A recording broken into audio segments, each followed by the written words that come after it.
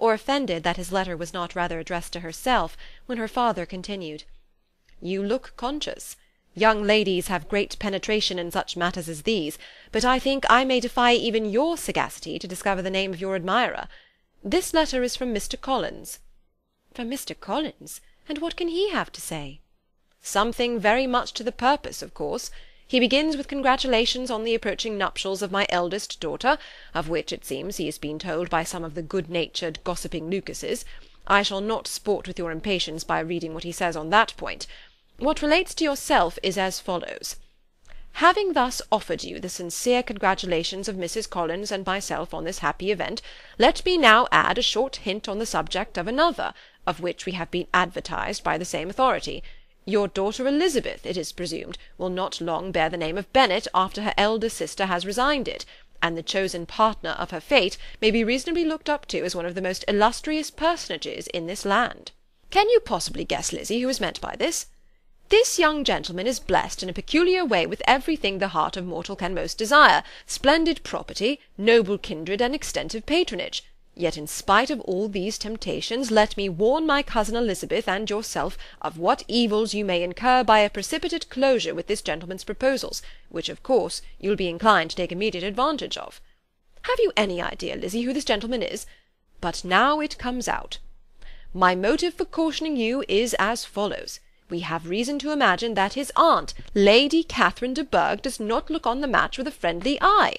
Mr. Darcy, you see, is the man. Now, Lizzie, I think I have surprised you. Could he or the Lucases have pitched on any man within the circle of our acquaintance, whose name would have given the lie more effectually to what they related? Mr. Darcy, who never looks at any woman but to see a blemish, and who probably never looked at you in his life. It is admirable." Elizabeth tried to join in her father's pleasantry, but could only force one most reluctant smile. Never had his wit been directed in a manner so little agreeable to her. "Are you not diverted?" "Oh, yes. Pray read on." "After mentioning the likelihood of this marriage to her ladyship last night, she immediately, with her usual condescension, expressed what she felt on the occasion, when it became apparent that on the score of some family objections on the part of my cousin, she would never give her consent to what she termed so disgraceful a match. I thought it my duty to give the speediest intelligence of this to my cousin, that she and her noble admirer may be well aware of what they are about, and not run hastily into a marriage which has not been properly sanctioned. Mr. Collins, moreover, adds, I am truly rejoiced that my cousin Lydia's sad business has been so well hushed up, and am only concerned that their living together before the marriage took place should be so generally known.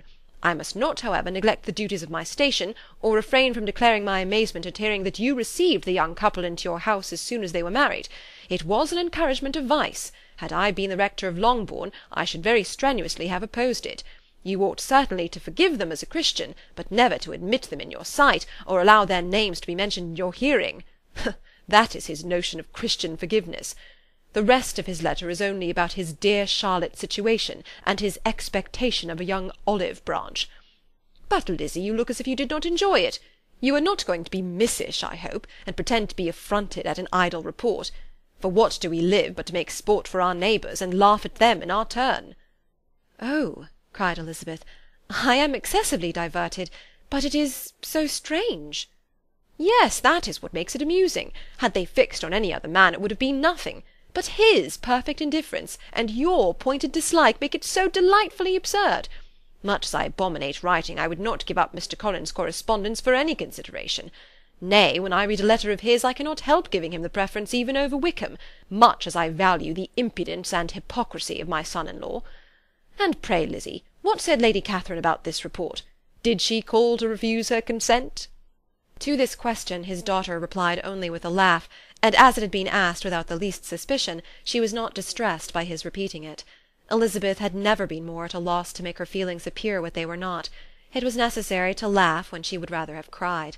Her father had most cruelly mortified her by what he said of Mr. Darcy's indifference, and she could do nothing but wonder at such a want of penetration, or fear that perhaps, instead of his seeing too little, she might have fancied too much.